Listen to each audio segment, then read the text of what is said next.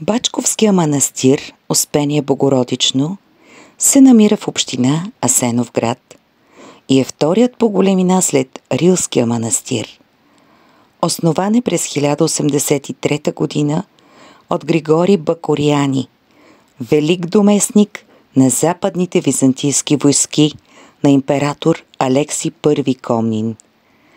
В свои писания Ана Комнина споменава, че Григорий произхожда от знатно арменско семейство. Историята обаче свързва Григорий Бакорияни с грузински произход. Според грузинския учен Мар, Григорий е бил арменец халкедонит. В устава на Бачковския манастир Бакорияни нарича себе си ивриец. В Византия през 11 век ивирийска националност не съществува, но имало административно-военна област – Ивирия, наричана също Ивирия и Армения или Ивирия и Ани, в която Бакорияни е служил.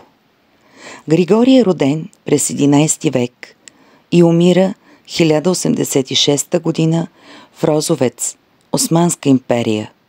Започва военната си кариера през 1064 година с отбраната на град Ани. Днес руините от този град са на турската граница с Армения. От 1071 година е управител на византийската област Ивирия.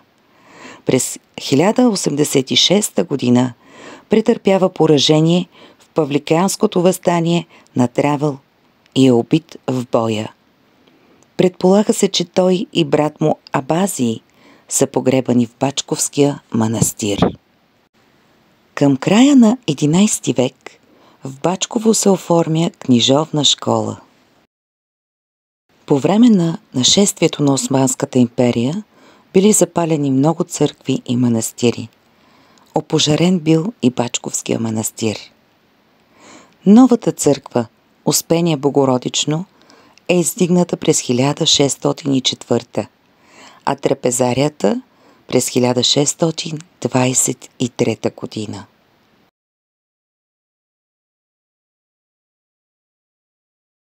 През 1869 година в манастир е открито училище, в което децата от близките села се учат на гръцки език, а през 1947 година пожар унищожава библиотеката към манастира. Има твърдения, че Паисий Търновски е бил погребан в църквата на Петриотиса, отъждествявана с Бачковския манастир. Но това не е доказано напълно от учени и археолози. Главната черква е Успение на Пресвета Богородица. Освен нея, комплексът включва и по-малките храмове Свети Архангели и Свети Никола и килийната църква Все светии. Църквата Свети Никола е строена от 1834 до 1837 година, а стенописите са на Захари Зограф. Той изписва вътрешността и открития притвор на храма. Безценно богатство за Бачковския манастир е чудотворната икона на Пресвета Богородица. Характерна с това, че на нея се виждат само лицата на Света Богородица и младенеца, а всичко останало е покрито с сребърен и златен обков.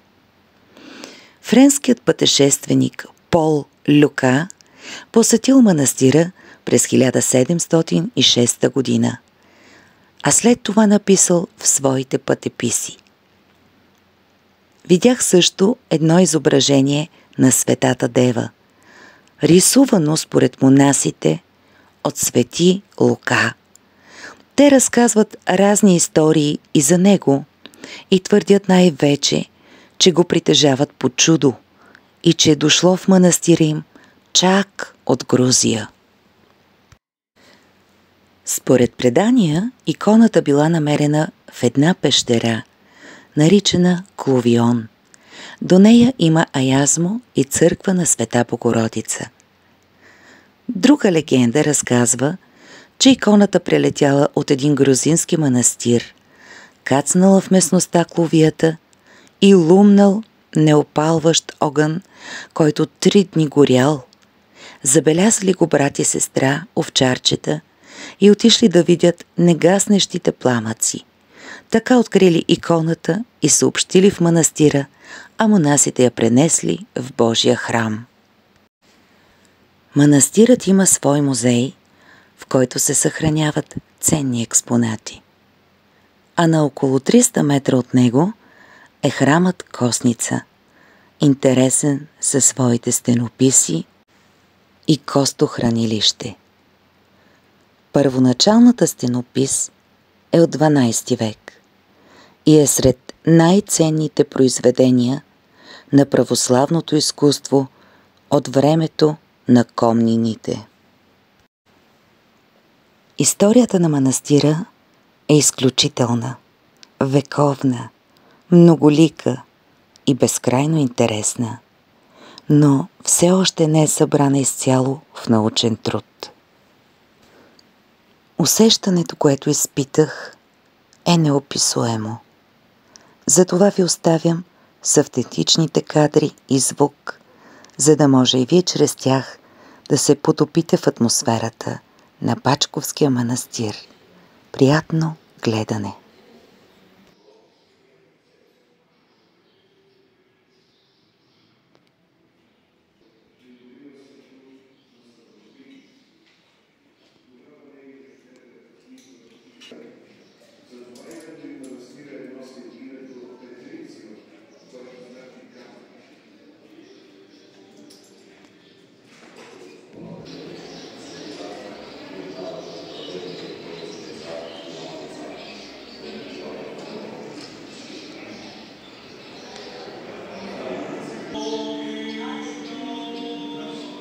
Чудотворната икона се е наричала Света Богородица Петринска или Света Богородица Петричка, но сега е известна с името си Света Богородица Бачковска, която от древност до наши дни дава много изцерени, много благодатни сили, много достойна радост и напътствие на просещите милост пред образа на Пречистата Богородица и образа на премъжествения Син, нашия Господ и Спасител Иисус Христос.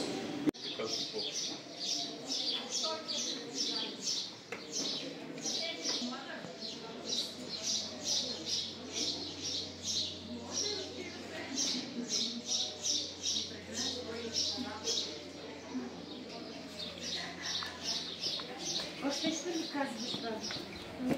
Защото ще кажа да.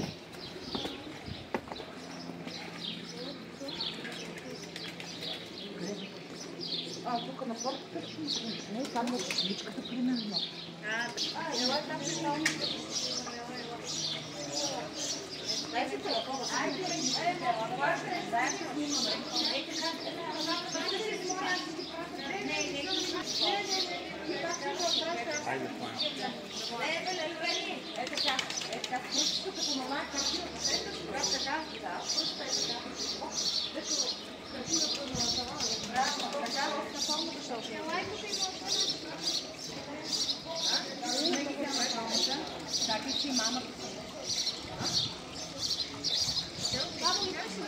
Чакай си една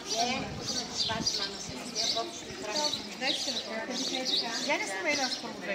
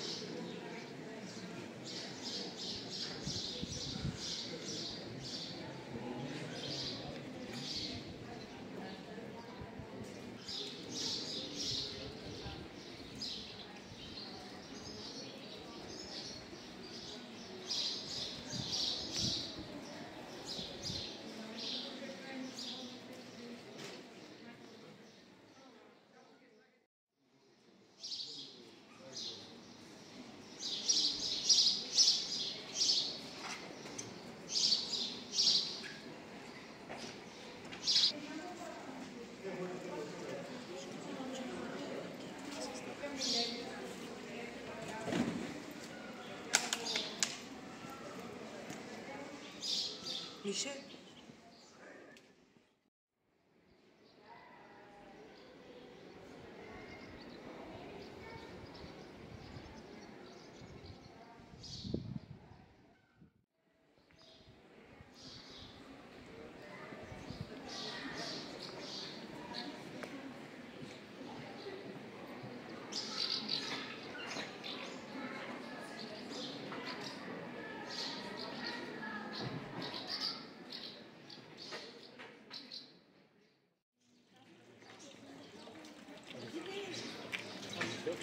да